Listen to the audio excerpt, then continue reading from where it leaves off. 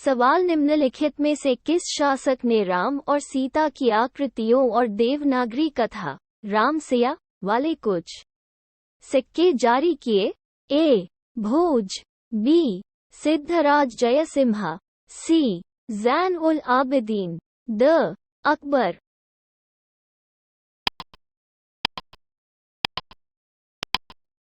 सही उत्तर है द. अकबर। सवाल मुगल शासन के दौरान तांबे के सिक्के को पूर्ण रूप से जाना जाता था। 1 रुपया, बी. बांद, सी. टनका, डी. शमसी।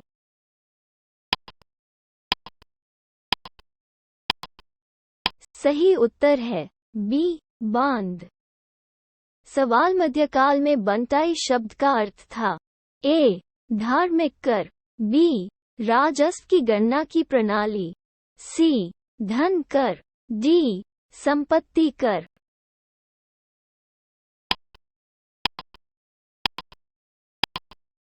सही उत्तर है बी. राजस्व की गणना की प्रणाली। सवाल दावा। ए. मनसबदारी प्रणाली मुगल काल के दौरान विद्यमान थी। कारण आर. मनसबदारों का चयन योग्यता के आधार पर होता था। ए. दोनों, ए और आर सत्य है और आर ए का सही स्पष्टीकरण है। बी. दोनों, ए और आर सत्य है लेकिन आर ए की सही व्याख्या नहीं है। सी. ए सच है लेकिन आर झूठा है। डी. ए झूठा है लेकिन आर सच है।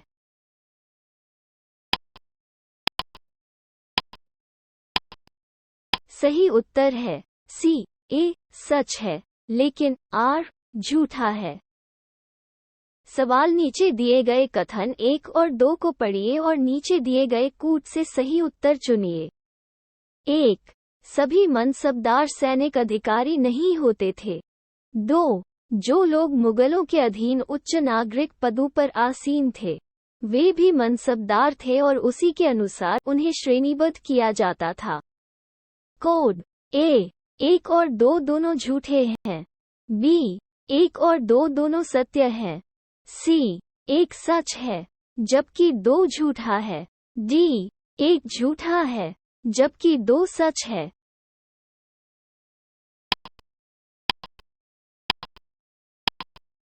सही उत्तर है बी. 1 और 2 दोनों सत्य हैं। सवाल मुगल मनसबदारी के बारे में निम्नलिखित कथनों पर विचार कीजिए और नीचे दिए गए कूट का प्रयोग कर सही उत्तर चुनिए। 1. जात और मनसब पद नाम प्रदान किए गए। 2. मनसबदार वंशानुगत रूप से अधिकारी थे। 3.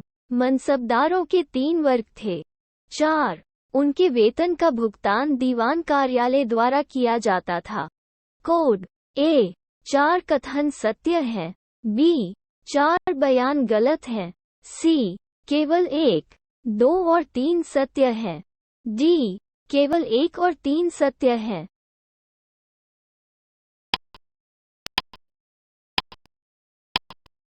सही उत्तर है डी. केवल 1 और 3 सत्य हैं। सवाल निम्नलिखित कथनों पर विचार कीजिए। अहादी वे सैनिक थे जो 1. अकेले ही अपनी सेवाएं देते थे। 2. अपने आप को किसी मुखिया से नहीं जोड़ते थे। 3. सम्राट को उनके तत्काल कर्नल के रूप में रखा था। 4. खुद को इन बयानों के मिर्जा से जोड़ा। ए. 1, 3 और 4 सही है। बी. 1, 2 और 3 सही है। सी. 2 और 3 सही है। डी. 1 और 4 सही है।